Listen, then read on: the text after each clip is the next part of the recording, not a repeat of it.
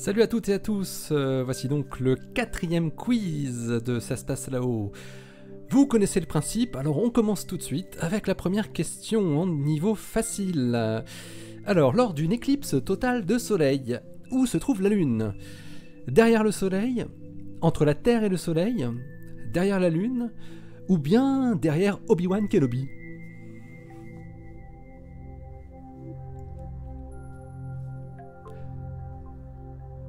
Je vous rappelle que les questions faciles peuvent être tentées par les enfants également, car elles sont assez simples.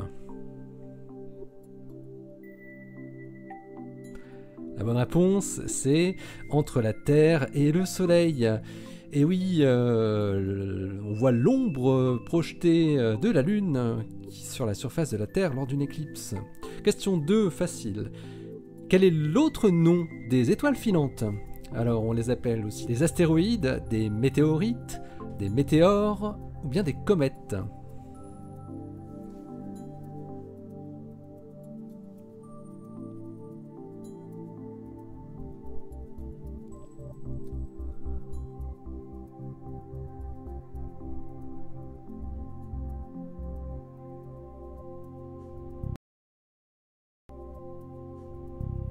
Les étoiles filantes, ce sont des météores. Les météorites sont des cailloux qui tombent à la surface, tandis que des astéroïdes ne tombent jamais. Eux, ils sont en orbite autour du Soleil, et ainsi que les comètes.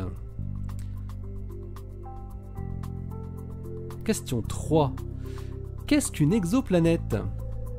Alors, c'est une planète exotique du système solaire ? Ou bien c'est une planète naine, comme Pluton ou Cérès ? Ou bien est-ce que c'est une fausse planète? Ou enfin une planète située autour d'une autre étoile que le Soleil?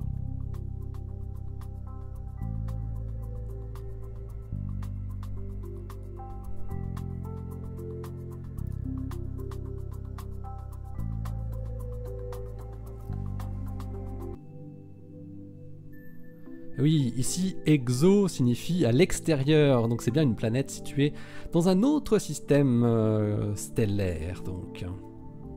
On en connaît aujourd'hui environ 5000. Et ça ne cesse d'augmenter de jour en jour d'ailleurs. Question 4, au niveau moyen. Combien de miroirs possède un télescope de Newton? Alors aucun, un miroir, 2 miroirs ou bien 3 miroirs?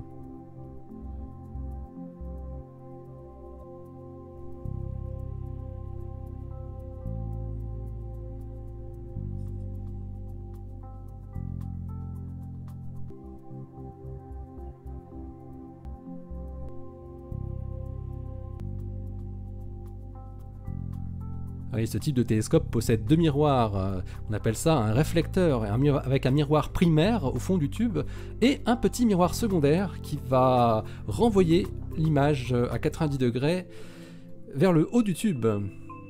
Question 5. De quelle couleur sont les étoiles du couple formant Albireo? Superbe étoile binaire, donc jaune et rouge, bleu et rouge, bleu et jaune, ou bien blanche et bleue?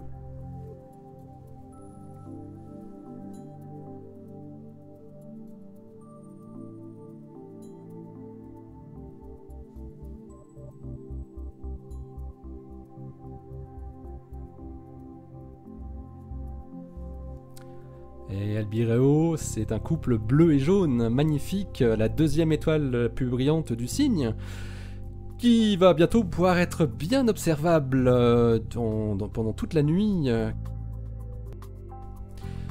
Question 6, moyen. Combien de fois le Soleil a-t-il fait le tour de la galaxie depuis sa naissance? Depuis la naissance du Soleil.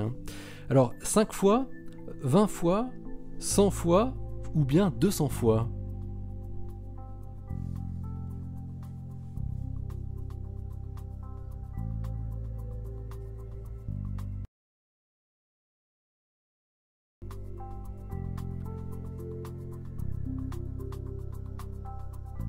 Voilà, la bonne réponse, c'est environ 20 fois. Eh oui, puisque le Soleil prend 220 millions d'années pour faire le tour de la galaxie et il est âgé de 4,6 milliards d'années. C'est pas énorme finalement. Question 7. Niveau moyen. Que signifie AGN? Ça veut dire quoi? Ça veut dire Active Galactic Nucleus, ça veut dire Ancient Galaxy Nebula, ou bien Anti-Gravitational Nest, ou enfin Axion Gamma Ray Network.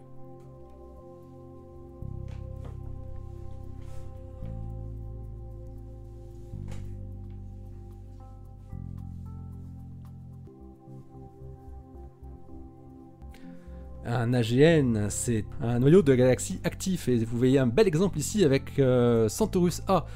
On les appelle aussi des quasars par exemple, qui sont énergisés par un trou noir supermassif bien sûr. Question 8, moyen. Parmi ces nébuleuses, trouvez la nébuleuse planétaire. Alors A, nébuleuse d'Orion, B, nébuleuse des dentelles, C, nébuleuse de l'œil de chat, et D, nébuleuse de la flamme.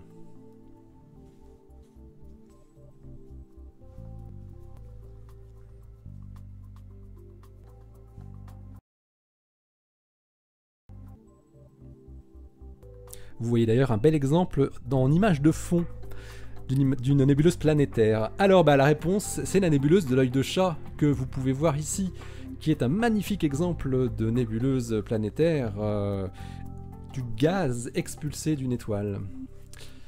Comment s'appelle la sonde japonaise qui a prélevé un échantillon sur un astéroïde? Ça sera notre 9e question en niveau difficile. Alors, Akatsuki, Shen-Yi, Hayabusa ou bien Hitomi?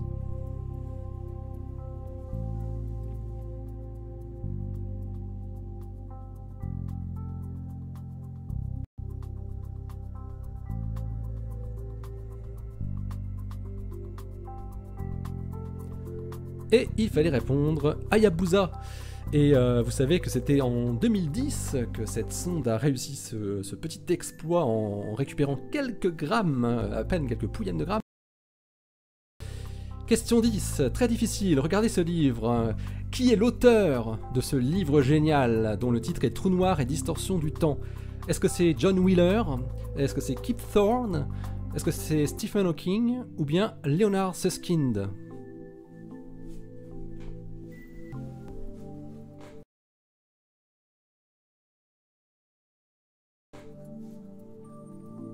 Je pèse mes mots, ce livre est absolument génial et je le recommande à tout le monde.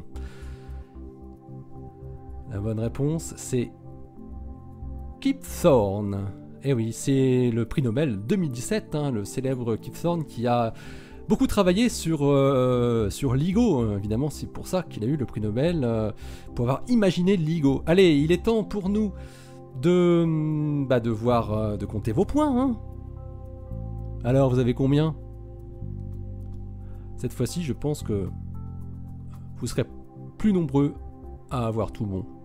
Non ?